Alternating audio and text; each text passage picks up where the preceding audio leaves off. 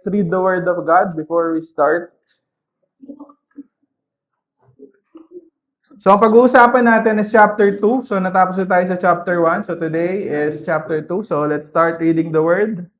1, 2, 3, go! Therefore, rid yourselves of all malice and all deceit, hypocrisy, envy, slander of every kind.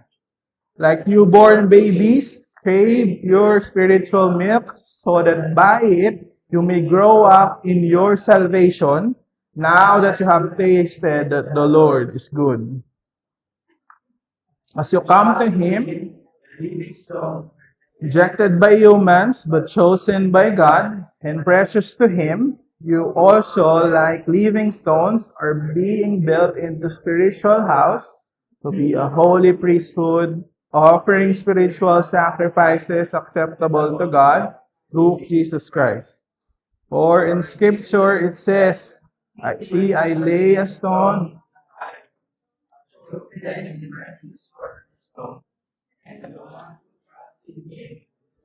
be put to shame. Now, do you believe this stone is precious?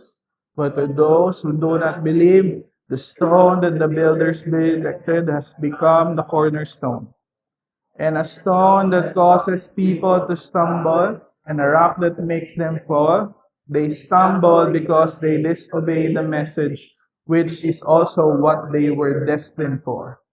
But you are a chosen people, a royal priesthood, a holy nation, God's special possession, that you may declare the praises of Him who called you out of darkness.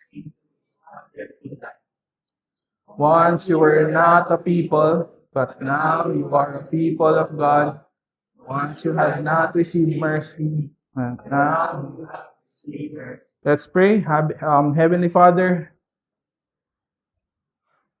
come down, fount of every blessing, Panginoon, and tune our hearts, Lord, so that we can see and hear and taste, Panginoon, that the Lord is good in our midst. I pray, God, that you open our eyes, you open our ears, Panginoon.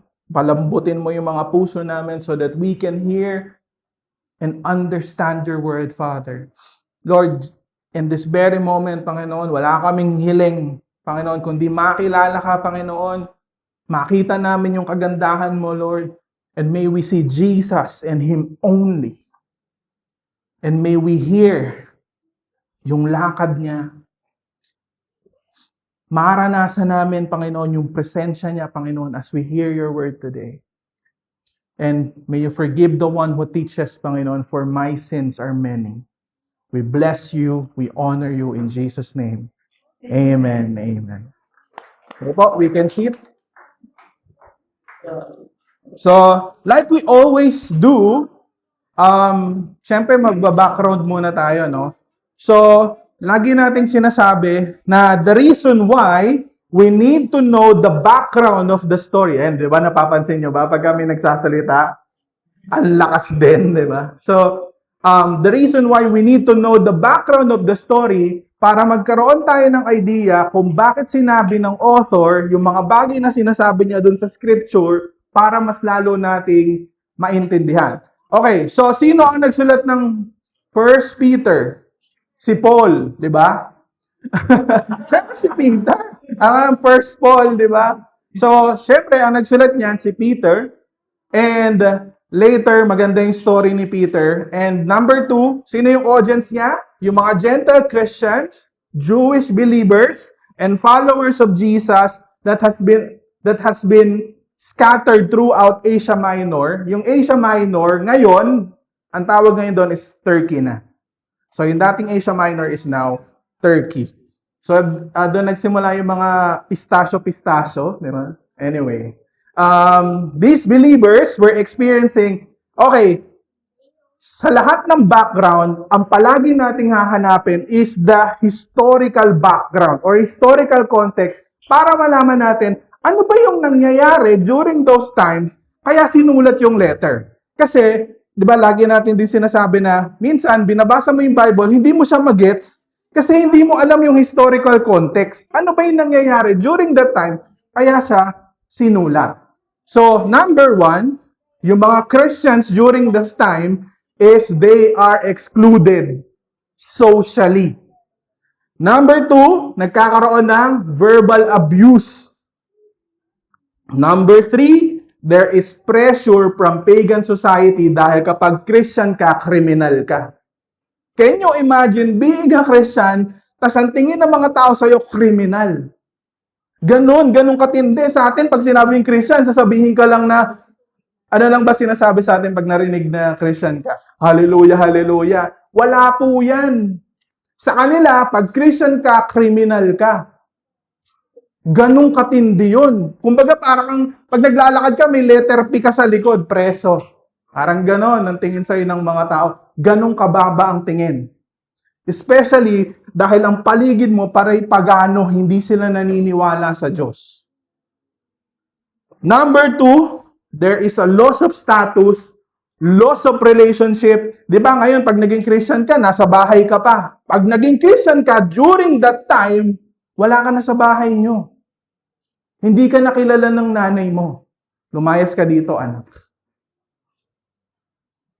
And there is economic difficulty. So, halo-halo. Kumbaga, yung nararanasan natin ngayon, nasa comfort zone tayo ngayon ng pagiging Christian. Pero during this time, they are running for their own lives.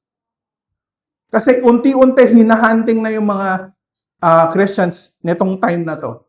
Pero sa atin, di man saya-saya pa natin, may bago tayo, naka-aircon tayo. They don't experience that kind of comfort na meron tayo ngayon. Di ba? And isa nga sa mga challenges natin at isa sa mga challenges ko sa sarili ko, naalala ko yung sinabi ni Pastor Rodel nung last Sunday, tinamaan ako eh.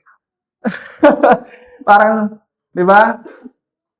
Parang ngayon, mas matindi ngayon. Kasi pagbaba ko, church na. Di ba? So, parang it's a challenge for us kasi nandun na tayo sa comfort. Ang kailangan na lang natin is maging available tayo on time. Okay? So, ngayon, bago tayo mag-proceed sa mga susunod na verses, kailangan ko lahat tayo is itatak natin sa isip natin yung historical context. Para habang binabasa natin yung susunod, magigets natin kung bakit siya sinasabi. Okay? So,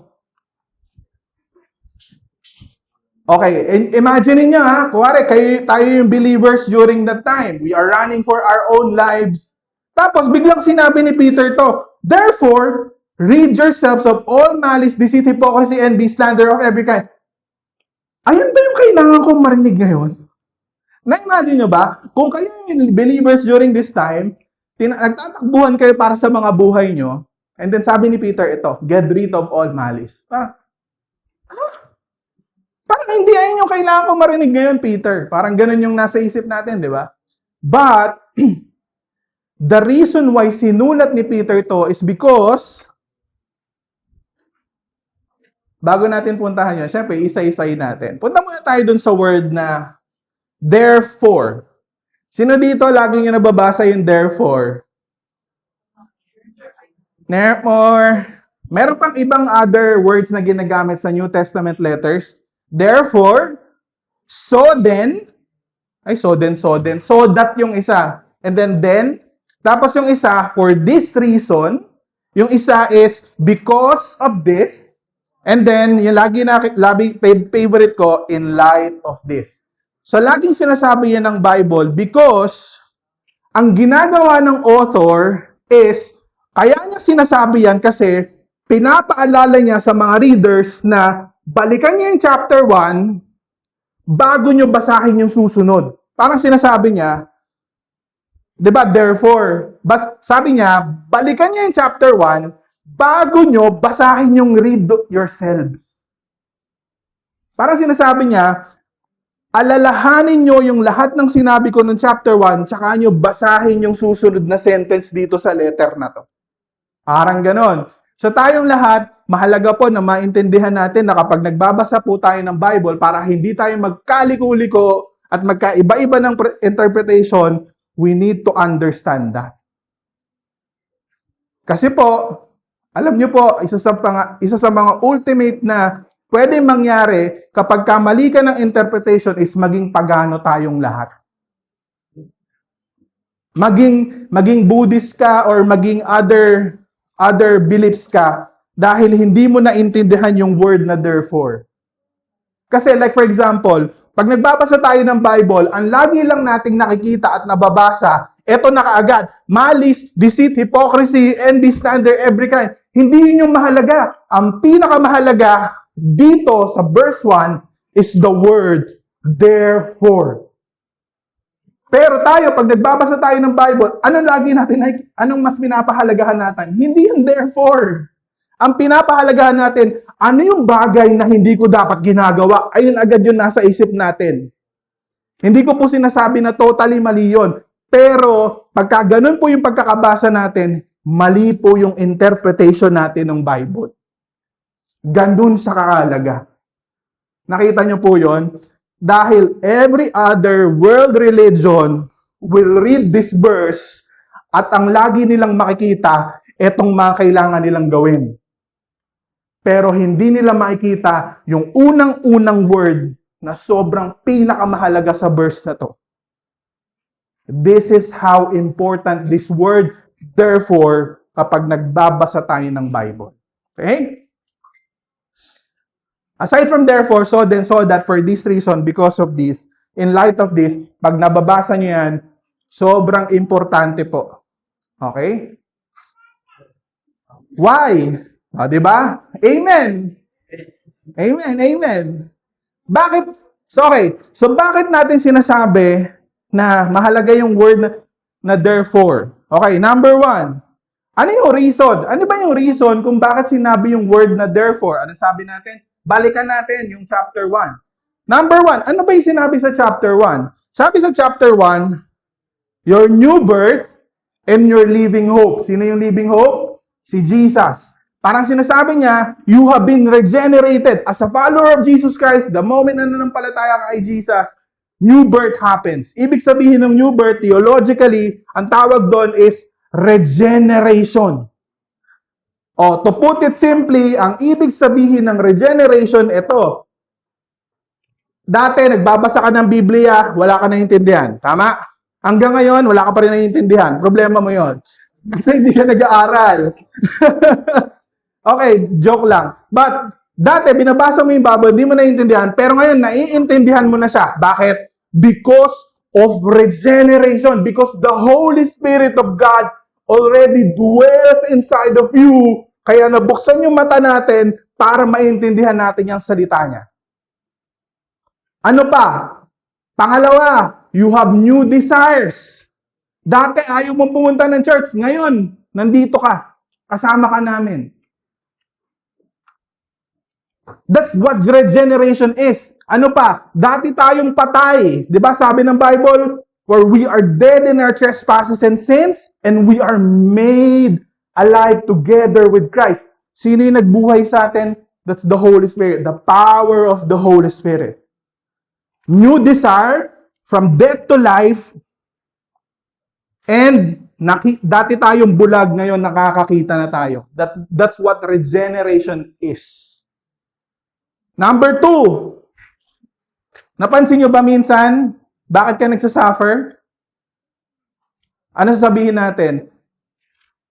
Para saan yun? Di ba nagka-cancer yung nanay ko, namatay? Para saan yun? Ang sinasabi ng Bible, nagka-cancer yung nanay mo, namatay siya because it has a purpose. Ngayon, ang tanong, masasagot ba? Malalaman ko ba kung anong sagot ngayon? I don't know the answer. Pero ang sinasabi ng Bible is, yung pagkamatay ng nanay ko has a purpose. Hindi ko man alam ngayon kung bakit. Pero eventually, pagdating ng Panginoon, maybe, sabihin niya sa akin kung bakit. Pero in some way, shape, or form, sinasabi rin dito sa 1 Peter na to, the trials and suffering refines us. Refine. Alam niyo ba yung refine? Nakita na ba kayo ng ng bakal? 'Di ba yung bakal bago sa maging knife, 'di ba para siyang isang globe ng bakal? Tapos ang gagawin, papalu-paluin yon hanggang sa maging knife na siya. Pero bago nangyari yon, ang daming pagpapalo, ang daming kailangan painitan in order for that bakal na maging knife. Ang sinasabi ng Bible, we are like that bakal. Minomold, nire-refine tayo ng Panginoon to the person that He wants us to be. Ngayon, the conclusion is, kaya tayo ganito ngayon. Or kaya tayo ganito ngayon, the way we handle ourselves, the way we handle our sufferings, is because sa refinement ng Panginoon na ginagamit niya during suffering. Kaya nga po ganito if you don't suffer, ibig sabihin lang nun, you're a shallow one. You're a shallow Christian. Pero, because of suffering, we are being refined by God. Number 3, redemption is complete. Mahalaga daw na matandaan natin that the redemption of Jesus Christ is once and for all complete na. Tapos na. Kaya nga sinabi niya, it is finished. You have been regenerated. In-explain ko na kanina. The word that saves you endures forever. Di ba? Sinabi sa chapter 1 that the seed na na-receive natin is an imperishable seed. It will go on forever. Okay, ngayon. Ito yung gusto ko. Sometimes, pag may binabasa kayo sa Bible, pwede kayong tumingin sa ibang translation. Sa ibang translation, sobrang natuwa lang ako. Naalala na sumakto yung sinabi ni Pastor Rodel kanina. Sabi niya, verse 1-2, writing to exile. Chapter 1, verse 1-2. The Message Bible na to. Sabi niya, not one is missing, not one is forgotten. God the Father has His eyes in each of you. Diba? Kasi, when we are running for our lives, when we are suffering, akala natin nakakalimutan na tayo ng Diyos. Pero sinasabi ni Peter na lahat kayo na na-scatter, lahat kayong follower ni Jesus na nagsasuffer, nasa trials, may mga pinagdadaanan kayo, you are not forgotten by God. He sees us, sabi niya, and has determined by the work of the Spirit to keep you obedient to the sacrifice of Jesus Christ. Imaginein mo, the reason why you still go to church, kahit nagsasuffer ka, kahit na may mga problema sa trabaho, nasa church ka pa rin. Alam niyo po kung bakit? Sinabi ng Bible, God is determined by the Spirit to keep you obedient. That's the reason why you're still here when you suffer. It's because the Spirit of God is still keep pushing you to obey Him. Can you imagine that even our obedience galing sa Spirito ng Diyos? How amazing is that? Di ba, yabang natin kasi minsan pag ang yabang natin kasi pagka-obedient tayo. No, we have nothing to boast because it's the Spirit that keeps us obedient to Him. Sabi niya, may everything good from God be yours. Kaya nga sinabi nung kanta kanina ni Ira, di ba? Your goodness is running after me. We've been given brand new life and have everything to live for, including a future in heaven. Parang sinasabi niya, they are running for their lives, they are suffering, pero sabi niya, kung mamamatay man kayo during that time na nagsasuffer kayo, your future is secured because you will be in me, with me in paradise. Ano sabi ni Paul sa Romans chapter 8? Na yung present suffering and trials natin sa mundo na to is nothing where compared to the glory that is being revealed to us. Diba sinabi rin sa Corinthians na no eye has seen, no ear has heard what God has prepared for those who love Him. And that's, alam mo yun, parang sinasabi ni Paul, if you are a follower of Jesus Christ, secured, tapos mamatay ka ngayon, done deal, kasama kita. Para kang yung tip doon sa cross. Today, you will be with me in paradise, sabi ni Jesus. Eto pa, ang ganda ng sinabi ng The Message. Sabi niya, God is keeping careful watch over us. Presently. He is watching over us presently. Sa mga moments na akala mo wala yung Diyos, no, nandun siya. He is watching over us.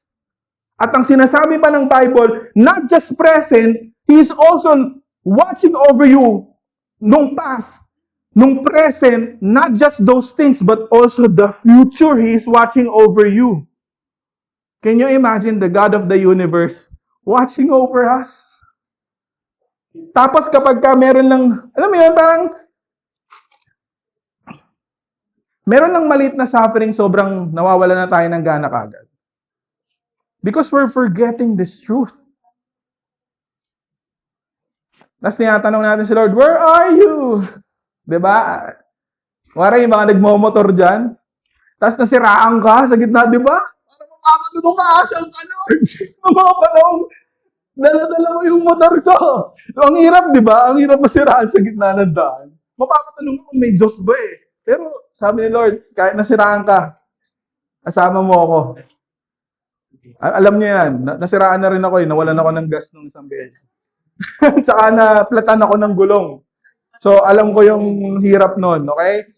Sabi niya, and also, aside from those, the day is coming when you'll have it all, life healed and whole. Naaalala niyo yung pinirich ni Pastor Rodel? That in the new heavens and the new earth, yung mga pilay tumatakbo. Yung mga bulag, may ano yun? Kahit madilim, kitang-kita ka. Night vision. Because, sabi ng isang theologian, the second coming of Christ is a declaration where everything sad will become untrue.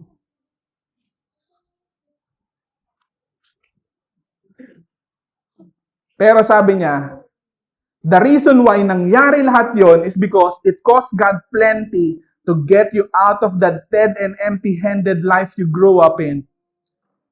Because of, ano sabi ng Bible? He paid with Christ's sacred blood. You know, He died like an unblemished sacrificial lamb, and this was no afterthought. Ito yung pinaka na mind-blown ako kagabi nung binabasa ko. Sabi niya, hindi nagdalawang isip ang Diyos na i-sacrifice niya yung buhay niya para sa'yo. Para ma-secure niya yung heaven so that He can watch over you past, present, future because of the sacrifice of His Son. Naalala niyo yung sinabi ko? That the goodness of God is dangerous to those who don't believe the gospel. But the goodness of God has a deeper meaning to those who believe the gospel of Jesus Christ. Because the fullness ng goodness ng Diyos was displayed through the gospel. Nung isinakripisyo ni Jesus yung buhay niya para sa ating lahat. That's the ultimate, kumbaga ayun yung pinaka-ultimate na manifestation ng goodness ng Diyos sa ating lahat. Nung hindi siya nagdalawang isip na ibigay ang buhay niya para sa mga makasananang katulad natin. Sa verse 1 pa lang tayo, boss. Paus na ako. Therefore, na-imagine nyo? Ayun yun. Yung word na therefore, ayun yun. Ganong katindi yun. And then, ngayon, papasok na tayo dun sa susunod. Siyempre, di tayo pwede matapos sa therefore, di ba? Buong sermon mo, therefore lang. Rid yourselves of all malice, all deceit, hypocrisy, envy, slander of every kind. Isa-isahin din natin. Okay? Just to give emphasis.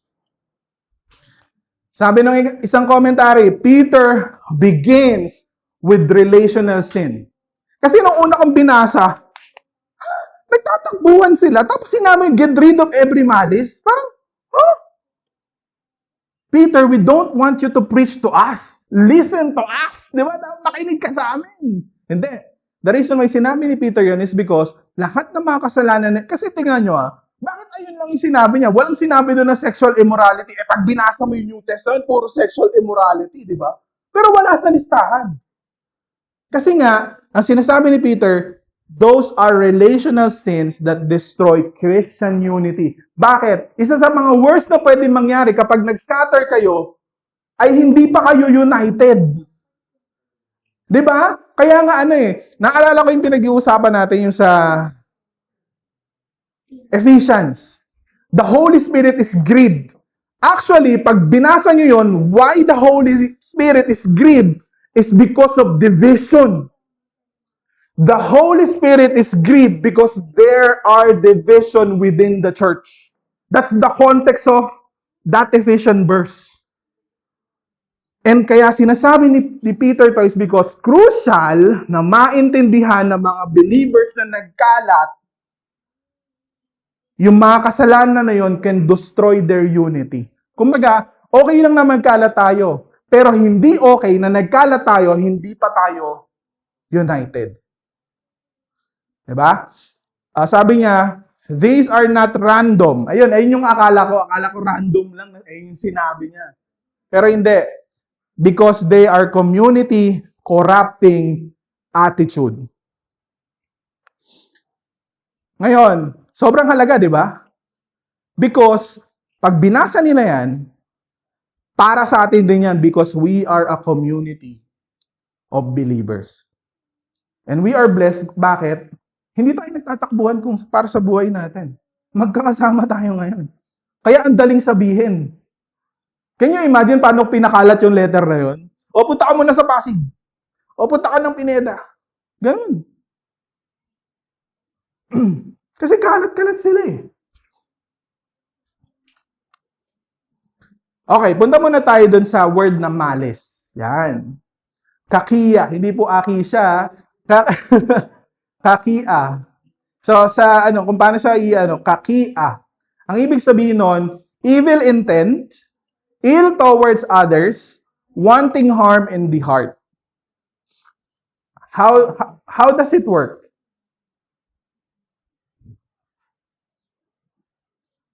Diba? You want harm kumbaga, parang sinasabi mo is na bless. Parang diba nagkamayan kayo. Sobrang bless mo naman. Pero nasa isip mo, mawawala din yan. O, di ba? Like kunwari, yung napapanood yung video sa BGC, may naghahalikan, di ba, na magjowa. Tapos yung isa nandun sa gilid, maghihiwalay din kayo. Nakakatawa.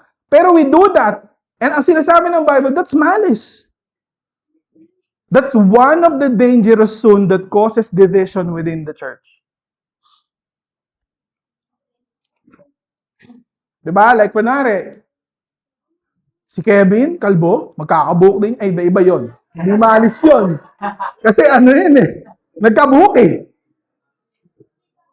Sabi, ang malis is, may konting tumutubo, titigil din yan. Pero ganun ay, ang malisa. Kasi, sabi ko, titigil din yan. Hindi nahaba yan. So, ayan. At least nag-gets yun kasi tumawa kayo Number 2 na tayo, deceit. Ayan, trickery, manipulation, or hidden agenda. Alam natin to, di ba? Kasi like for example, sa mga sa corporate world na lang, di ba? Parang, kaya ka nakikisama doon, kasi kailangan mo ng connection para pagka magpapa-approve ka, mabilis, pero hindi mo gusto yung tao na yun. Di ba? Kaya ka lang babanjing-banjing kapag nandyan siya, or hina-hi hello mo siya, kasi nandyan siya. Kasi, para pag nagpa-approve ka, mabilis. Pero, you're just manipulating na parang sinasabi mo na, okay tayo Pero at the back of your mind, no, hindi. Minamanipulate mo yung situation para makuha mo yung gusto mo. Meron kang hidden agenda. Diba? Sa mga teacher nyo na ayaw nyo, wala kang magagawa kundi gustuhin sila. Wala kang magagawa kundi gustuhin sila. Dahil nakasalanan yung grades mo sa kanila. So every time na tatawagin ka, kailangan nakangiti ka, alam mo yung sagot. Pero kahit galit na galit ka na sa loob mo, kasi minamanipulate mo na kahit hindi mo siya gusto, mag-a-act ka, 'di ba? Kasi meron kang hidden agenda. Hypocrisy naman is, yung word na hypocrisy is acting, wearing a mask, spiritual performance without reality. This one, prone na prone ako. At yung mga preacher, at yung mga tao sa loob ng church, alam niyo po kung bakit? Minsan tinatanong ko yung sarili ko, I'm reading the word, pero asan yung prayer life? Alam mo yan? Asan yung communion? Asan yung meditation? Kumbaga, ay yung mahirap kapag preacher ka. Ipinapakita mo sa mga tao na sobrang close kayo ni Lord kapag nagbe-preach ka. Pero kapag personal na buhay na, asan? Do you talk to Him? Do you commune with Him? Do you read His Word? Nag-one-on-one ba kayo kapag madaling araw or sa time na meron kang sinet? Sa mga musician, ang daling tumugtog. Pero ang tanong, do you have a personal relationship with God outside music? Do you worship God habang umiiyak ka dahil naaalala mo kung gaano siya kabuti sa'yo? Or yung mga kanta na kinakanta natin is just a cliche to you dahil hindi na siya tumatama sa puso mo? Sobrang daling mag-act kapag nandito ka sa harapan. Kasi nailalabas mo yung skills mo. Pero skills doesn't equal spirituality. Hindi ibig sabihin na meron akong skills, magaling ako magsalita, ibig sabihin nun close na kami ni Lord. Kasi minsan ganun eh. Kapag magaling yung preacher, akala natin, sobrang close nito kay Lord. No! It doesn't equal that. Because sometimes or most of the time, madaling ilabas ang skills nang wala ka talagang connection dun sa Diyos. Kaya sa mga gustong magturo, sa mga gustong maging worship, part of worship, ayun, parang tinakot pa eh. Pumunta po kayo ng ano. Kasi, naalala ko yung sinabi ng isang preacher eh. Sabi niya, kaya daw siya ginawang preacher ng Diyos para daw ma-make sure ng Diyos na nasa church siya every Sunday. Kasi siya preacher. Wala kang magagawa kasi magpe-prepare ka ng sermons mo. Siya palagi every Sunday. Lagi siya nasa church. Pero, it doesn't mean naman na, wag ka na lang mag-preacher. No, hindi. Kaya kanya ginawang preacher kasi, ginagamit ni Lord yung preparation mo na yun para maging close kayo. Pagod na ako. Verse 1 pa lang. Envy. Di ba? Paborito ng mga bata to eh. Pain caused by someone else's good. Di ba?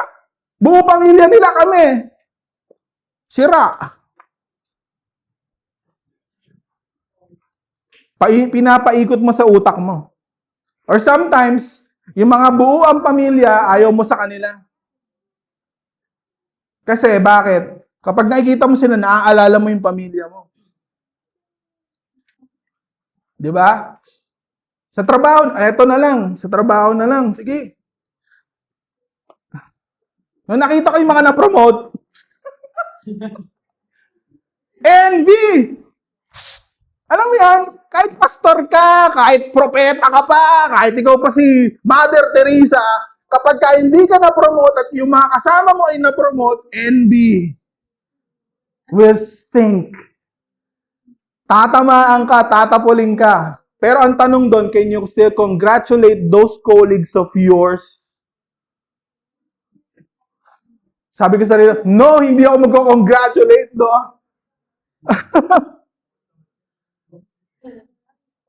Pero sabi ni Lord, hindi, congrats them. They deserve it. Hindi ibig sabihin na hindi ka na-promote, tapos na ang mundo para sa'yo. Maybe kasi mayabang ka. Kasi mayabang ako eh. Kaya feeling ko, ayun yung reason ni Lord, kaya stay there. Kasi masyado kang mayabang. Pag na-promote ka, mas talo lalaki ulo mo. Pero we resent others because of the good things that they have. Pero ayun talaga yung pinakabagong-bago sa akin. Sobrang sariwa pa talaga. Di pa ako nakaka-move on. Siguro, yung move on percentage ko, nasa 50% pa lang. Siguro pagka nakita ulit kami by next week, baka tumaas ng 70. Pero feeling ko, bababa na siya konti-konti. Kailangan ko magbasa ng magbasa. Kasi yung preaching ko para sa akin. Slander. Ito naman yung meron kang sinasabi. Siguro, Zelo, daming credit card. Hindi, okay pala yun. Okay pa yun. Daming credit card. Pero pag sinabi mo na ang dami namang utang. Ayun, iba na yun. Slander na yun. Kasi meron ka nang sinasabing hindi maganda. Diba? Si Lawrence. Diba? Kunwari, si Lawrence. Kojic ng Kojic. Wala naman nangyayari. Diba? Yung gano'n. Slander na yun. Sinisi mo yung Kojic eh. Hindi naman siya nag-Kojic. Bakit sinabi mo nag-Kojic? Diba? Dub yan eh. Diba? Dub ba? Dub. Anyway. Pero, the moment na nagkaroon ng character assassination, actually, the best example of this is in the Garden of Eden. What Satan is doing during that time, nung nagkasala si Eva at Adan, is assassination ng character ng Diyos. Kasi ang sinasabi ni Satan, akala mo, gusto ni Lord yung makakabuti sa'yo, kasinungalingan. Kasi kung tunay, nakagustuhan niya ang mabuti para sa'yo, sana pinakain niya sa'yo yung prutas. Ganon yung sinasabi ni Satan. Ini-slander niya yung karakter ng Diyos kaya nagkasala si Eva at Adan. Kaya yung kasalanan ni Eva at Adan, hindi yun pagkain.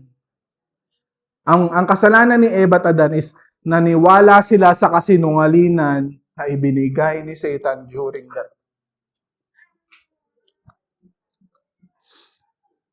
Sige, verse 2 na. Verse 2. Sabi niya, like newborn babies, ito na nabasa ko kahapon, Aki? Si Aki. Naalala ko agad si Aki, like newborn babies. Okay. Grapes, pure spiritual milk. Okay, umiinom siya ng gatas. Diba? Naalala ko si Aki. So that by it, you may grow up in your salvation. Okay, ito na naman. Pag nagbabasa na tayo ng Bible, ito yung mga nami-miss na naman natin.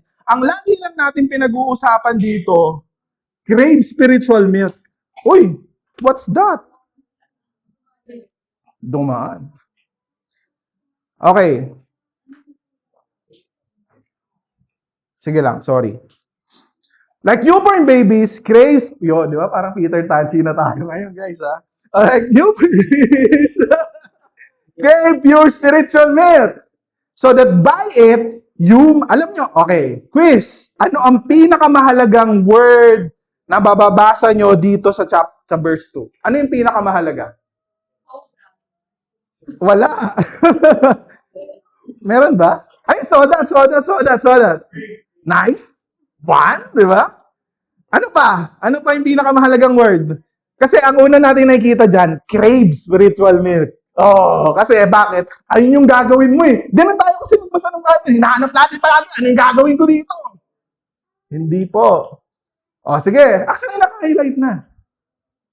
Napapansin nyo ba to pag binabasa nyo yung 1 Peter? Grow up in your salvation? Ano yun? Actually, nung binasa ko yung sabi ko, naalala ko si Lawrence. Favorite na yun. Grow up in your salvation? Pure spiritual milk? Imagine mo from gatas to salvation? Ano yun? Ba't ganun? Pero bumalik ulit siya. Now that you have tasted that the Lord is good. Okay. Tingnan natin, ano ba yung ibig sabihin ng pure spiritual milk? Ano ba yan? Nestle ba yan? Non-pro? Ano ba yung isa? X26, di ba? Yung sikat na sikat sa mga dating generation. Sabi ng isang theologian, okay, para magets natin, pure spiritual milk, the life-giving nourishment of God's Word. Take note, pag narinig natin kasi yung spiritual milk, ang lagi natin kaagad naisip, God's Word. Pero, in the context ng buong 1 Peter, yung God's Word na yon is specific to the gospel. Because, ayun yung pinag-uusapan nung chapter 1. Kaya sinasabi dito ng isang theologian, God's Word in the gospel of Jesus Christ that sustains, shapes, grows believers into mature salvation. Sabi niya, you grow up in salvation by remembering the gospel of Jesus Christ. Because the gospel of Jesus Christ was preached, chapter 1, and yung chapter 2 is the continuation para pas maralimin pa yung sinabi niya sa chapter 1. Lagi niyo pong tatandaan yan. Ang author ng Bible, lagi niyang binibuild up yung mga bagay na sinabi niya ng simula hanggang sa mga susunod niyang sasabihin. Hindi niya ginagawa yung sinabi niya yung gospel sa chapter 1, sa chapter 2, kinalimutan niya na. Hindi po. Naka-reference pa rin lahat doon. That's why, yung spiritual milk na sinasabi dito is in reference to the gospel that was preached chapter 1. Paano natin nasabi yun? Eto. Ayan o. Pure essential gospel truth centered on Jesus Christ, the message of chapter 1. Ito. New birth, redemption, living hope, and that God's word abide forever. Bakit natin sinasabi yun? Kasi unang-una, sinabi na ni Paul sa Corinthians na the gospel is of first importance. The gospel is of first importance. And the gospel, ito tatandaan nyo, the gospel of Jesus Christ is what differs us from every other religion. If we don't have the gospel, para lang tayong Buddhism. Kung wala yung gospel, para lang tayong mga philosophers na ang lagi nakakainin lang tayo ng lupa pag namatay tayong lahat. If we don't have the gospel of Jesus Christ, para tayong mga psychologists na hindi na laging dead end ang nakikita natin sa lahat ng conclusion natin. Pero if we have the gospel of Jesus Christ, it transcends every other belief. Okay. Sa ibang translation, eto gusto ko din yung tinranslate ni The Message. This one is MSG, hindi po monosodium glutamate yun. That's The Message, di ba? The Message. Ang sabi ni The Message, you have taste of God. Okay? May mga nagluluto, ayun agad pumapasok eh. Hindi, pag naalala ko MSG, naalala ko Magic Sarap. Anyway. Sabi ni Peterson, drink deep of God's pure kindness. Sabi niya, para mag-grow ka sa Panginoon, you need to drink deep of God's pure kindness. Huh? Where do we see that? In the gospel. Ngayon ang tanong, ganito kasi ako, minsan pag kami nababasa akong ganyan, wait lang, sa ibang parts ng Bible, meron ding sinabing ganito na connected sa context. Ito gusto ko to. Romans chapter 2. Amen? Amen. So when you, sabi ni Paul, a mere human being pass judgment on them, yet you do the same things, don't you think you will escape God's judgment? Do you show contempt for the riches of His kindness and forbearance and patience, not realizing, ito yung gustong-gusto ko sinabi niya, not realizing that God's kindness is intended to lead you to repentance. Parang ang picture nito ganito, kapag nagkasala ka, tumakbo ka sa Panginoon tapos pinatawad ka niya, what? Di ba mapapatanong ka? Nagkasala ako, kailangan meron akong gawin para ma-earn ko yung forgiveness ko. Pero sinasabi ng Bible, no. Forgiveness is not on the basis of our behavior, but forgiveness is given to us by God by grace. Freely. Ibinigay niya yon nang walang cost sa atin. Pero ang cause nun, sa kanya. Ngayon, sabi niya, yung kindness daw ng Diyos will lead us to repentance. Ngayon, paano tayo i-grow nun? Naalala ko yung Matthew chapter 8. Sabi ni Matthew, sabi ni Jesus pala, si Jesus nagsalita, bear fruit. When you say fruit, it's the fruit of the Holy Spirit. What? Ano daw gagawin? In keeping with repentance. Gusto ko sana makita dyan, by going to church, by reading the word, by prayer. Pero specific that you can bear fruit if you keep repenting.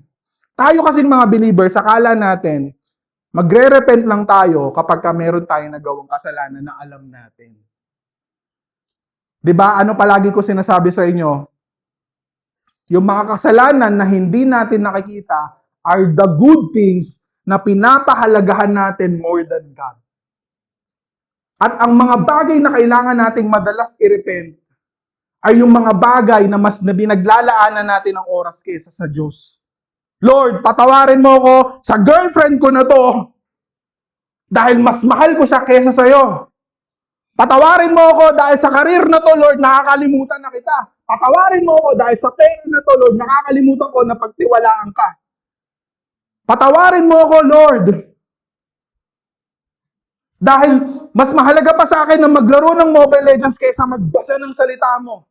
Patawarin mo ako, Lord, dahil mas mahalaga pa yung studies ko kaysa i-meet kita every single day, even for 15 minutes. That's what repentance is. You repent of the good things na mas pinapahalagahan natin kaysa kay Lord. Bakit? Because that's the number one sin. Ano sabi ni Jesus? Love the Lord your God. The moment na meron kang mas pinahalagaan, ibig sabihin, you are breaking the first commandment. Because yung mga bagay na minamahal mo kaysa kay Lord are the most dangerous things on this earth na makakapagpalayo sa'yo sa Kanya. Si Aki is a good thing galing sa Panginoon. Pero if Aki becomes an ultimate thing to us, hindi pwedeng mangyari yun. Hindi pwedeng mas mahalaga si AJ sa akin kaysa kay Lord. It's absurd. It's offensive to the world. Diba? Kapag sinasabi na, hindi, mas mahalaga si Lord kaysa sa asawa mo, hindi matanggap ng ibang tao yun. Pero kasi ang sinasabi ng Bible is, when the Lord is number one, you are able to love other people ng tama. Kasi like for example, ano nangyayari pag sobrang mahal na mahal mo yung career mo? You sacrifice everything for that career. Time with friends, time with family, time with your husband, time with your kids. Wala kang time sa kanila. You are sacrifice your kids and your whole family for your career. Is that love? No, it's not. Studies. Kapag masyado tayong focus sa studies, what are we sacrificing for studies? Time with friends, time with family, time with the people around us. Time with God ultimately. Is that what we call love? No! Nakita niyo yun? Unti-unti tayong sinisira ng mga bagay na pinapahalagahan natin sa Diyos. That's why sinasabi ng Diyos, love me. Love me first. Because when you love me first, that's the only time na mamahalin mo yung mga tao sa paligid mo nang hindi mo sila ginagamit. Because our definition of love now is just using people for our own happiness and good. Pero sinasabi ng Bible, but if you love the Lord above all, kaya mong mahalin ng mga tao sa paligid mo nang hindi mo sila kailangang gamitin. Nakita nyo ba yon? Why do you love me? Parang yung pamangkin ni AJ, I love her, I love him kasi he makes me feel special, he love me, binibigay niya yung lahat ng gusto ko, lagi siyang nandun para sa akin. It's about you. It's not love. It's about your own selfishness and desire. Kaya sinasabi ng Bible, if you don't love the Lord, ibig sabihin, minama. O, di ba? Amen. You repent. Yun na lang yun, you repent. You may grow up in your salvation now that you have tasted that the Lord is good. Ayan. Diba? Grow up in your salvation. Doon na tayo. Okay? Doon na tayo sa grow up in your salvation. Bakit sinasabi ng Bible that we need to grow up in our salvation? The pure spiritual milk is specific to the gospel and we need to grow up to the salvation that we have. Why? Because sinasabi ni Peter, para mag-get rid mo yung lahat, yung malice, yung slander, yung lahat ng mga bagay na sinabi niya nung verse 1, you need to grow up in your salvation. Bakit? Tignan niyo to Titus 2, paborito ko din to. Sabi niya, for the grace of God has appeared that offers salvation. Oh, salvation. Okay? Wait. Offer salvation. And then sinabi niya, it teaches us to say no. Can you imagine?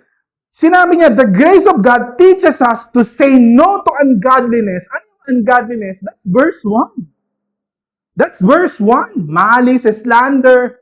Sabi niya, parang sinasabi ni Peter, if hindi mo naintindihan yung grasya ng Diyos para sa'yo, you can never get rid of all the sins na sinabi niya sa verse 1. Say no to ungodliness and worldly passion and to live self-controlled, upright, and godly lives in the present age. Ano daw yung nagtuturo sa atin na mag-say no? It's the grace. Bakit? When we remember the grace of God, we remember the kindness of the Lord, we remember the love of God, ano nangyayari? Every other loves becomes secondary. Parang ganito yon. When we remember the love of God, yung career natin, yung pera natin, yung mga bagay na meron tayo, yung mga achievements natin, yung studies natin, nagiging secondary. Pangalawa sila. Because nakikita natin na yung pag-ibig ng Diyos is more than life. Ayun ang sinasabi ng verse na to. Na when you understand the grace of God, the love of God becomes first. Yung career mo nagiging secondary. Yung family mo nagiging secondary. Yung mga friends mo secondary. Yung studies mo secondary. Yung anak mo nagiging secondary. Dahil nakita mo na si Lord lang yung tunay na nagmahal sa akin. Ito na lang tanong ko sa inyo. Can your career forgive you when you fail? Ulitin ko. Can your career forgive you when you fail? No. Can your study forgive you when you fail? No. Can your friends forgive you when you do something wrong to them? No. Can your spouse? No, tricky question. Can your spouse forgive you when you fail? Yes, but only when they understand the gospel of Jesus Christ. Bakit? Sinasabi ng gospel, forgive one another. Diba? Sabi ng gospel, forgive one another just as Christ has forgiven us. Parang sinasabi niya, if your spouse understand the gospel, then that spouse of yours will be able to forgive you because he knows or she knows kung gaano kalaki yung kasalanan niya na binayaran at pinatawad ng Diyos. That's why that person can forgive you dahil pinatawad sila. Kaya ang problema sa mga minamahal natin, they don't understand the gospel. They don't know the gospel. Tapusin ko na lang. Okay, as you come to Him. So, yung word na as you come to Him is, ano ibig sabihin ng word na as you come to Him? Continuous dependency. Kaya nga ang sinasabi nito is continuous dependency sa Panginoon. Dahil kaya gusto ko yung sinabi ni Pastor Rodel na reason, may tanong ako sa inyo, bakit everyday sinesend ni Pastor Rodel yung mga verses sa atin? Because everyday din na kailangan natin na magdepende sa Panginoon. Kasi like kunwari, pwede niya namang gawin na isang buong taon na eh. O ito na, tignan nyo na lang dyan. Pero, kapag everyday niya sinesend, nare-remind tayong lahat na everyday din tayo na kailangan natin ng salita ng Diyos. Eto ngayon, dito medyo nag-short circuit yung utak ko nung binabasa ko eh. Imagine na yun, balikan nyo ulit ha. Context, suffering trials, nag-aabulan silang lahat.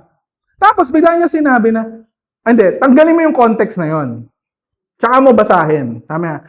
The living stone, rejected by humans, but chosen by God, and precious to Him, you also. Huh? Sabi ko kay AJ kagabi, ano yung mga bato na to? Ano itong mga nagsasabi ng Bible na, rejected by humans? So Jesus rejected by humans. Ngayon, inalala ko yung context. Okay, nagtatakbuhan sila, nag-suffer silang lahat. Ibig sabihin, the society is rejecting them. Amen? Tama? So yung mga Christians during that time, they are rejected by society. Pero, ang sabi ng Panginoon, si Jesus, rejected din siya. Diba? Sabi ng Bible na He came to this world, but this world did not receive Him. He was rejected by man. Sabi nga ng Bible, man of sorrows.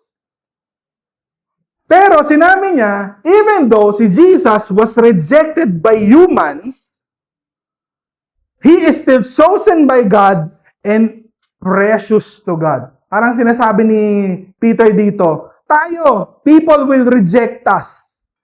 Pero ang sinasabi ng Diyos, human rejection doesn't equal God's rejection. Ulitin ko, human rejection doesn't equal God's rejection. Because even if the world rejects us because of our faith in Jesus Christ, we are still chosen by God and we are precious to Him. Wow! Ganun pala yun. Nung naintindihan ko, parang, okay. Next. Nung binasa ko yung sumunod, nalito na naman ako. Like living stones. Naging bato na. Yung dating tao, naging bato. Di ba? Humans to stone are being built into a spiritual house to be a holy priesthood. Alam, di ba? Sabi, Jesus is the rock. And He is our cornerstone. Nung nanampalataya tayo kay Jesus, ano nangyari? The stone, eto, tignan nyo ha, imagine nyo ha, theologically, this word na stones, imagine mo, yung pinakamahalagang word dito sa kulay dilaw na to, etong stone. Because this is talking about, paborito mo, union with Christ. Ibig sabihin, tayong mga believers, since nanampalataya tayo sa Panginoon, we become part of the cornerstone. Ang tanong ko sa inyo, bakit ka naging part ng cornerstone? Dahil mabuti kang tao? No. Because you believe the gospel of Jesus Christ. And are being built into spiritual houses. Eto, nakita nyo, tignan mo yung katabi mo, tignan mo yan bilang bato. Dami nating bato pala. Di ba? Okay. So pagka nilagay ko si Edon dito, tapos si Lawrence dito, tapos si Hector sa taas, mukhang okay nga. No? Kung nabibuild nga silang ganun. Hanggang magiging house na sila. Yun pala yun. To be a holy priesthood. Parang, imagine mo yung ginawa ni Lord, stones. Tapos biglang, holy priesthood. From bato. Naging priest. Nung narinig ko yung priesthood, naalala ko yung pare. Ayun ba yun? Yung pare sa ano? Hindi. Ang naalala ko dito, yung Old Testament. Anong ginagawa ng Old Testament? 'Di ba? Merong priest. Tapos yung priest na yon, siya yung pupunta dun sa tabernacle para sa kasalanan ng buong Israel. Tapos ang gagawin niya is may stages yon, 'di ba? Maglilinis, magwiwisik ng dugo, tapos sa Holy of Holies, pagdating doon kapag buhay, mapapatawad lahat ng kasalanan. Pag patay, hihilahin palabas yung priest. Tapos, for 1 year, hindi mapapatawad yung kasalanan ng Israel. Pero pag buhay, napatawad yung kasalanan nila. Anong sinasabi nito? Parang sinasabi nito, ikaw yung priest. Hector, ikaw yung priest. Ikaw yung pumasok doon sa tabernacle. Edren, ikaw yun. On behalf of the people of God. Pero on behalf of believers, tayo din para tayo mga priest. Bakit? Ang ginagawa nito, tingnan mo yung sumunod na verse. Offering spiritual sacrifice acceptable to God through Jesus Christ. Ano yun? So, ibig sabihin, priest ako, pupunta ako sa tabernacle, tapos magsasacrifice ako dun. Like kunwari, ano yung mga sacrifice na ginagawa natin? Pwedeng ito, yung preaching, yung pag-attend ng church, yung pagbati sa mga tao sa paligid natin, yung pagkamusta. Diba? Ang sinasabi dito is, yung mga bagay na ginagawa natin for each other. O yun na lang, para mas madaling maintindihan. Yung mga bagay na ginagawa natin kabutihan para sa ibang tao na nasa paligid natin are acceptable offerings to God. Nakita mo yun? Para na tayong priest, pero tayo yung priest na nandun na sa Holy of Holies, hindi na natin kailangan maglinis. Because malinis na tayo and we are always into that Holy of Holies kung saan tayo nagsasacrifice ng lahat ng good works natin. Okay, yung mga good works na ginagawa natin for other people now becomes an acceptable sacrifice sa Panginoon. Amazing, di ba? Ngayon ang tanong, bakit naging acceptable? Dahil yung mga good works na ginagawa natin becomes acceptable, hindi dahil sa degree, hindi dahil sa intentions natin, hindi dahil sa kahit anong bagay na ginawa natin. Bakit? Sabi dito, yung mga good works natin becomes acceptable to God because of the sacrifice of Jesus Christ. Ayan, nagets yun na. So, ibig sabihin, yung good works natin, nagiging yung pagtugtog natin, yung pagpipreach natin, yung pagmamahal natin sa ibang tao, yung pagbati natin sa ibang tao, those becomes acceptable to God because of Jesus Christ. We are able to sacrifice. Sabi nga nung isang theologian, yung good works natin are filthy rags. Pero sabi niya, yung mga filthy rags na good works natin becomes acceptable to God dahil nilinis na sila ng dugo ng Panginoon. Can you imagine? Yung good works natin, binato natin lahat. Andito, yung sa gitna, nag-pile up. Dami. Lahat yon panay basahan. Pero dahil sa dugo ni Kristo, na-consume silang lahat. Tapos naging isang mabangong insenso sa harapan ng Diyos dahil sa ginawa ni Jesus para sa ating lahat. Nakita nyo? Bakit? Bakit sinasabi ni Peter to? It's because, kapag tinanggal niya yung, tignan mo offering spiritual sacrifices acceptable to God, putulin mo dun, tuldukan mo dyan. Ano mangyayari sa church natin? Ilan ang ginawa mo? Ako, nagpipreach ako. Nagyayabangan. Nagbibilangan. Si Edwin, musician lang yan eh. Ako, nagpipreach ako. Di ba? Media. Naggaganunan, nagyayabangan. Because, nasaan? Nakabase sa kung anong ginawa mo. Pero dahil sinabi ni Peter dito na through Jesus Christ, nawala yung yabang. Bakit? Lahat ng bagay na ginagawa natin sa Panginoon, either nagmap ka dito, nagpreach ka, tumugtog ka, nagmedia ka, nagbati ka sa labas, umattend ka lang, wala kang ibang ginawa, sabi niya, pantay-pantay na naging acceptable lahat yun sa Panginoon. Walang maliit, walang malaki. Amazing. Kaya hindi natin pwedeng sabihin na, nagtatrabaho ka sa corporate, ako, pastor ako, mas matindi yung ginagawa ko para sa Panginoon. Hindi. Yung mga nagtatrabaho sa corporate are also doing the works of God. Yung mga nag-i-study ng maayos are also doing the works of God. And yung nagpipreach, nag-i-study, nagtatrabaho are all equal. Yung sacrifice nila sa Panginoon. Walang malaki, walang mababa. Amazing, di ba? And we have nothing to boast. For in Zion, I lay a stone na naman. Ito na naman yung bato. Sino yon? Si Jesus. Okay? A chosen and precious cornerstone. Sino yon? Si Jesus. And the one who trusts in Him will never be put to shame. Di ba? Ano bang ginagawa sa atin ng mundo? Ano yan? Ano ang pinaniniwalaan nyo? The reason why we will never be put to shame, kasi ganito yun. If itong lahat ng ginagawa natin is dahil sa kabutihan natin, dahil sa disiplina mo, dahil sa consistency mo, dahil sa mga bagay na ginagawa mo sa Panginoon. If ayun ang basis ng Diyos, kaya niya patuloy na ipo-pour out sa iyo yung blessing niya, yung pag-ibig niya, yung acceptance niya. Sa tingin mo, tatagal ka? Kasi akala natin, madalas, yung relasyon natin sa Diyos, nakabase sa kung ano yung ginagawa natin. Kuwari, hindi ka nagbasa ng Bible ngayon, galit si Lord. Hindi ka umatan ng church, galit si Lord sa'yo. Diba? Hindi ka nag-communion, galit si Lord sa'yo. Akala natin, ganun. Alam mo yun, yung okay kayo ngayon, pero pagka may bagay ka na hindi ginawa para sa Kanya, hindi na kayo okay. Hindi po yun totoo.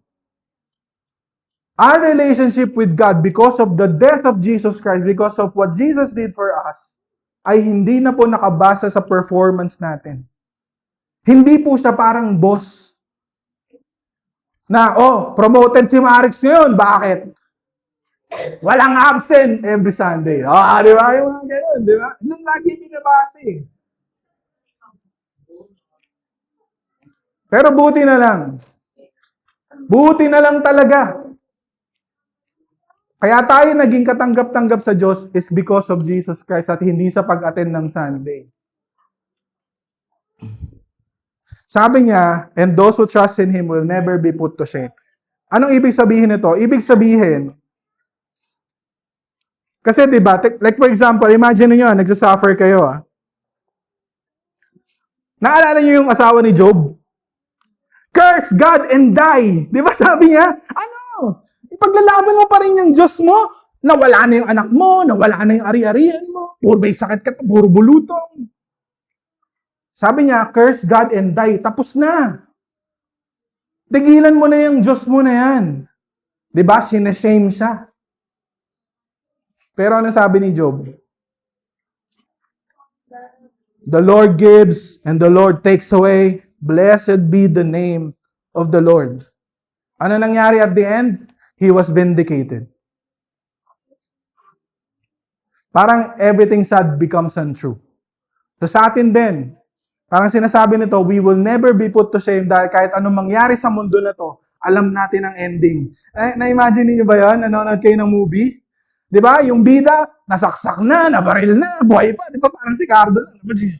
Pero alam mo, yung ending noon, na mananalo siya. So kahit anong mangyari, mula umpisa hanggang middle, we don't care because we know what will be the ending. Sabi ng Panginoon, parang ganito din yan. Kapag nagsasuffer tayo dito, kahit na magsuffer tayo, alam natin ang ending.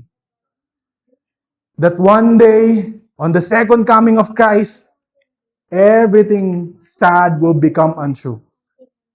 Lahat ng sinira ng kasalanan dito sa mundo na to will be restored. That's our hope. That's why we will never be put to shame.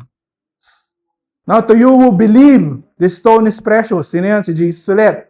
But those who do not believe, the stone builders the stone the builders rejected has become the cornerstone. Naiintindihan niyo ba yung cornerstone?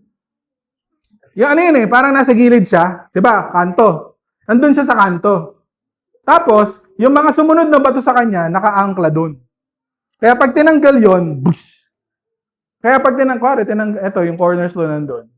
Tapos tinanggal mo yung cornerstone, bagsak yan. Because ayun yung parang pinaka foundation, sabi ng isang theologian, foundation of all foundations. A stone that causes people to stumble and a rock that makes them fall. Nung binasa ko to, ano na naman yun? A stone that causes people to stumble and a rock that makes them fall. Tapos, they stumbled because they disobeyed.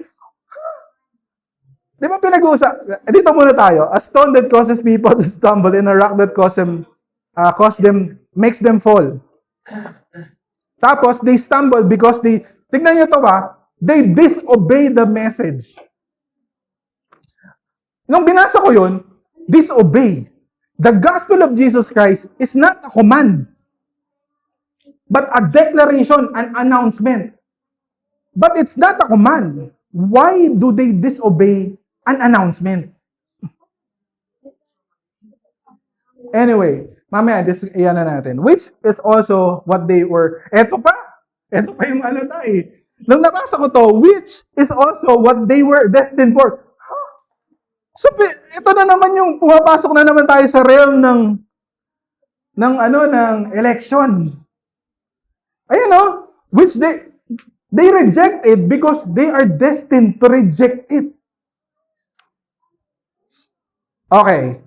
Nung binabasa ko yon, naaalala ko ngayon yung 1 Corinthians 22 to 23. Sabi dito, Jews demand signs and Greeks look for wisdom, but we preach.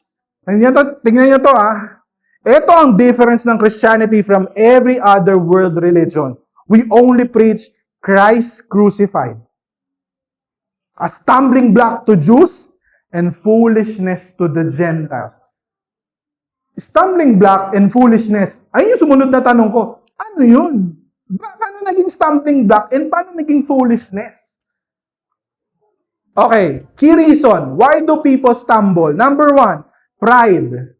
Ito ang problema ng mga Pharisee. Hindi ko kailangan ng tagapagligtas. Hindi ko kailangan ng pagpapatawad. Offense. The cross is offensive. Bakit? 'Di ba sa mundo natin? Sabi ng isang vlogger. So ibig sabihin, even Mother Teresa, pag hindi siya nanampalataya kay Jesus, impyerno siya? Sabi ni Joyce Spring, yes.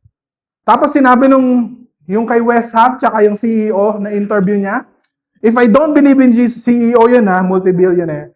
Sinabi niya na, if I don't believe in Jesus Christ, even though I do a lot of things na maganda, I'm going to hell. Sabi ni West Hub sa kanya, yes. Offensive. Diba parang, ang dami kong ginawang mabuti. Then I will not go to heaven? Sabi niya, control. Why do people doesn't want to believe in God? It's because of control. Because they want to live as they want to live their lives. Hindi mo pwedeng idikta sa akin. Ba? Di ba yung sinasabi ng mga ng ibang culture na yung religion mo, private yan. Hindi mo dapat sabihin sa akin or i-impose sa akin yan. Malaking kalokohan yon. Bakit? Yung bagay na sinasabi nila is also contradict kung ano yung sinasabi nila sa'yo. So the moment na sinabi sa'yo ng ibang tao na, wag mo sabihin sa akin yung Christianity na yan, wag mo sabihin sa akin si Jesus na yan, ini-impose mo sa akin yung religion mo. Itago mo yan.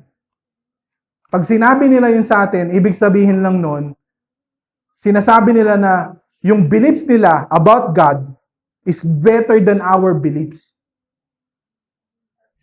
Nakita mo yun? Kino-contradict nila yung bagay na sinasabi nila sa atin na wag nating gawin, pero ginagawa nila yun sa atin. Kalokohan, di ba? It's because of control. People doesn't want to believe in God because of control. Ayaw nilang mawala yung control na yun. Ato, when someone hears the gospel, You are a sinner. Di ba? The first step to become a follower of Jesus Christ is to acknowledge that you are a sinner.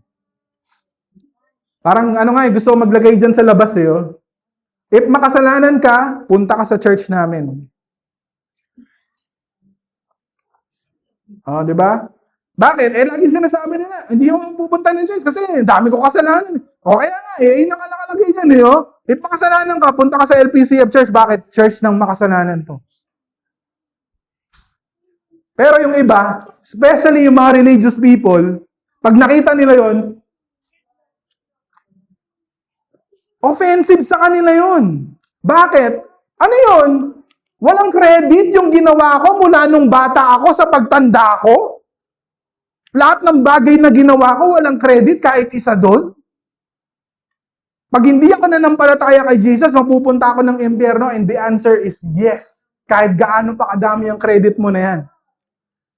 Sa Gcash siguro may ano yan, pero sa heaven, wala. Doon mo kunin. Tignan mo you cannot save yourself. Kasi nga, sa Philippine culture, dahil na-affect tayo ng Catholicism, most of the people here believes na kailangan mo lang maging mabuting tao. Kaya nga ano yun eh. Kaya nga sikat yun, di ba? Na hindi mo kailangan mag-church.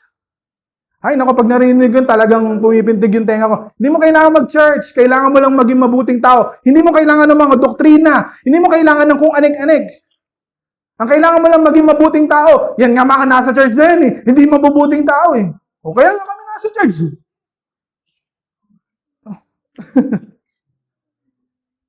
O ikaw, hindi mo alam na kailangan mo Diyos. Di ba? The moment they hear the gospel, they reject it. Hindi para sa... Naalala ko yung college friend ko. Sabi niya, wag mo sa akin sabihin yung gospel na yan. Sabihin mo yun dun sa mga kaklase natin na wala nang patutunguhan ng buhay. Wait lang! The moment na sinabi mo sa akin yun, ikaw yung unang-unang dapat na makarinig dito more than them because the tax collectors and sinners are near in the presence of God than you. Na-imaginein mo yun? Yung mga tax collectors and sinners nandun na sa harapan ng pintuan ng Kingdom of Heaven, pero itong mga tao na nagsasabi na hindi ko kailangan niya. Hindi ko kailangan ng religion, hindi ko kailangan si Jesus, kailangan ko lang maging mabuting tao, nandun sila sa pinakadulo ng. Sila yung mga tao na binigyan ng 1 denary and they grumble.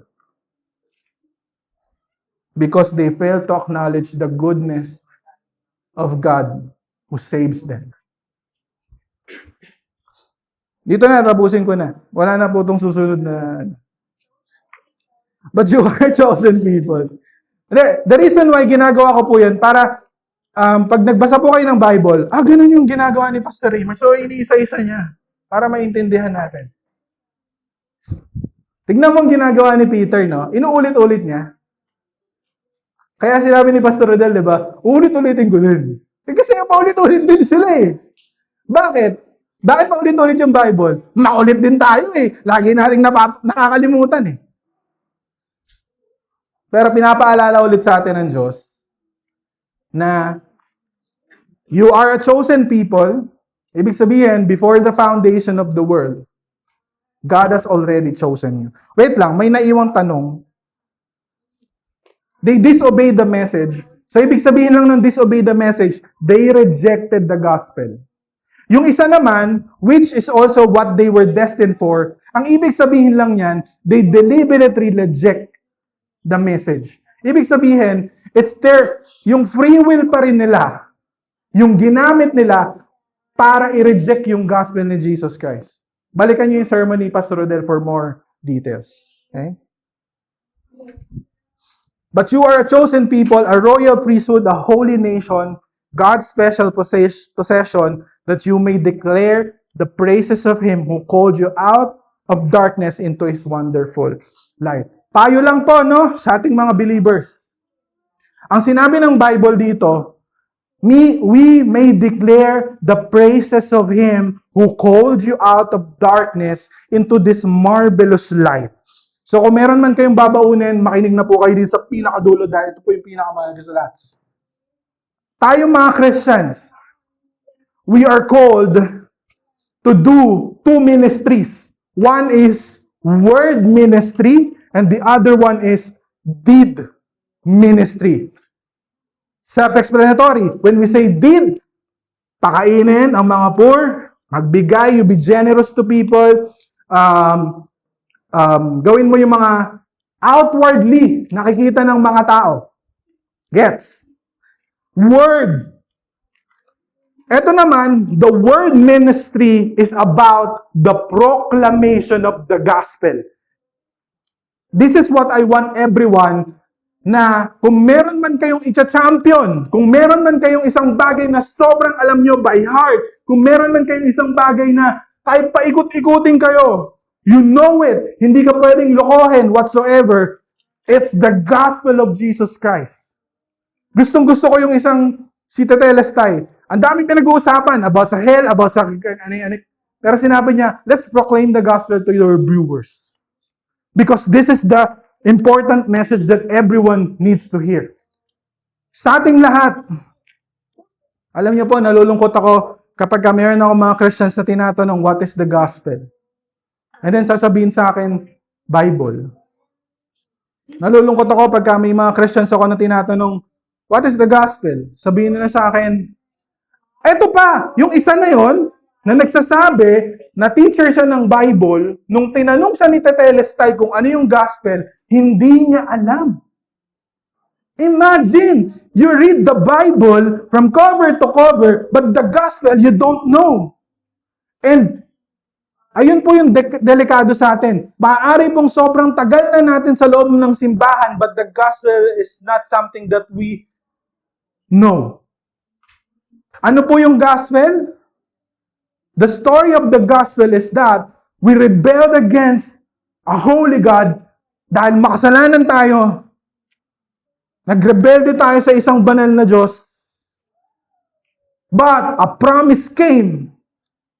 Nung nagkasala si Eva at Adan na sinabi that the offspring of this woman will crush the head of the serpent, and that offspring will be the one na magpapatawad ng lahat ng kasalanan natin and will be our perfect representative sa harapan ng Diyos. And the gospel message declares na lahat ng makasalanan na mananampalataya sa Panginoon will be declared righteous in His sight at papatawarin lahat ng kasalanan nila. And moving forward, as they walk with God, yung relasyon nila sa Diyos is no longer based on performance, but based on the finished work of Jesus Christ. That's the gospel. Kung hindi niyo po matandaan, balik-balikan niyo po ulit dun sa video natin. Tapos paulit-ulitin. Yun yung gospel. Paulit-ulitin niyo po mga 100 beses. Alam niyo ba kung bakit ko sinasabi sa inyo? I've been reading the Bible, doing podcasts, listening to a lot of sermons. Hindi ako nagyayabang, pero I listen to 1,000 of sermons na. As in. Tapos, I read books. Ito yung nakakatawa. Even though I have a lot of knowledge, pero meron akong na-miss. Alam niyo kung ano yung na-miss ko? Yung gospel. That's scary. Because you can have all the knowledge without knowing the gospel. Ulitin ko po kasi gusto ko din ng paulit-ulit. Kung meron man kayong ima-master sa Christian walk nyo, it's the message of the gospel. Go to internet, i-search nyo. If you don't know it, come to us. We will proclaim to you the gospel. So that, ayun yung pinaka-main. Bakit? That is the ministry of the word. That every time we proclaim the gospel of Jesus Christ, we are doing the word ministry.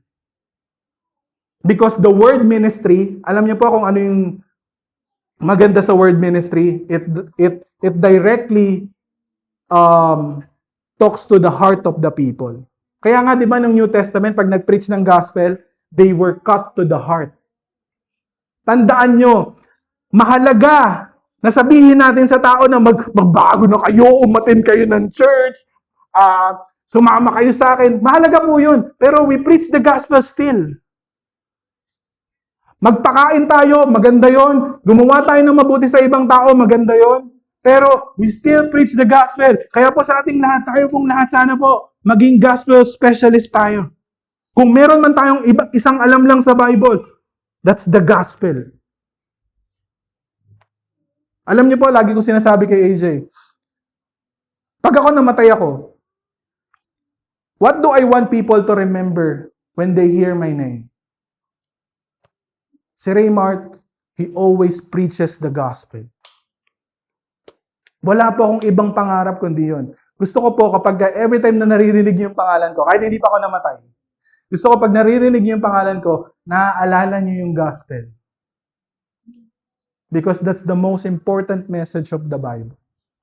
Because, ayun yung dulo. This is the proclamation of the gospel. You were once not a people, but now you are the people of God. Dati tayong kaaway ng Diyos. Ngayon, tinawag na tayong anak. Once you had not received mercy. Dati, ano sabi ng Bible? We are children of wrath. Pero sabi ngayon, we have now received mercy. Dahil ba mabuti tayo? No, because of the grace of God na na-receive natin when we believe the gospel. Ito yung isang story. Di ba Peter to? Naalala niyo ba yung story ni Peter? Sabi niya, ito naalala niyo to?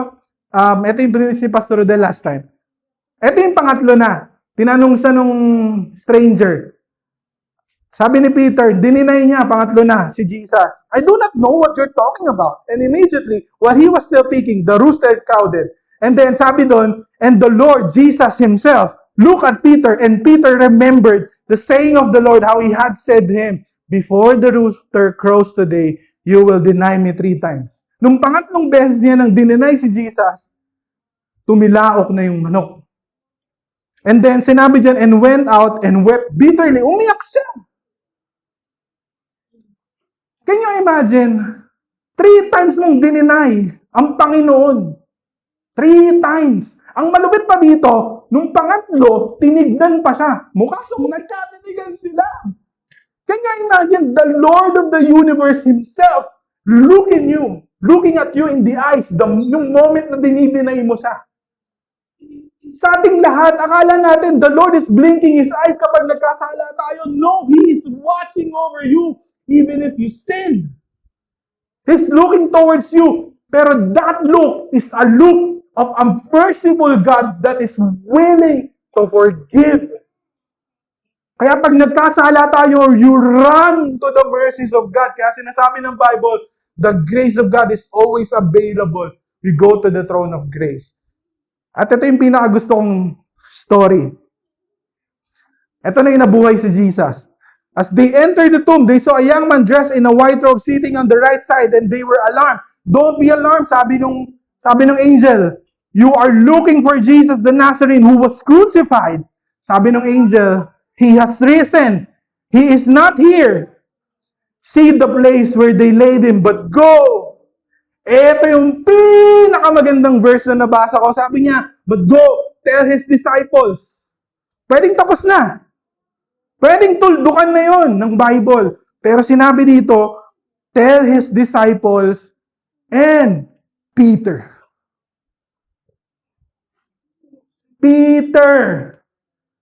Peter who denies Jesus 3 times. Peter who denies Jesus after niyang i-deny, tinignan siya ni Jesus.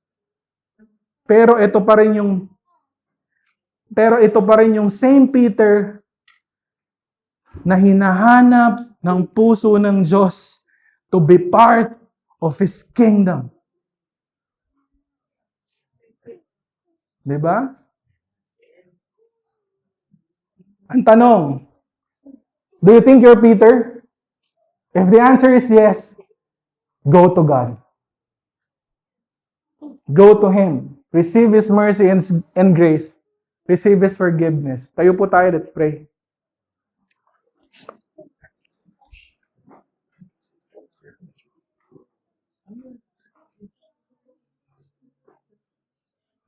Um, Heavenly Father, we just want to thank you for for today, Lord.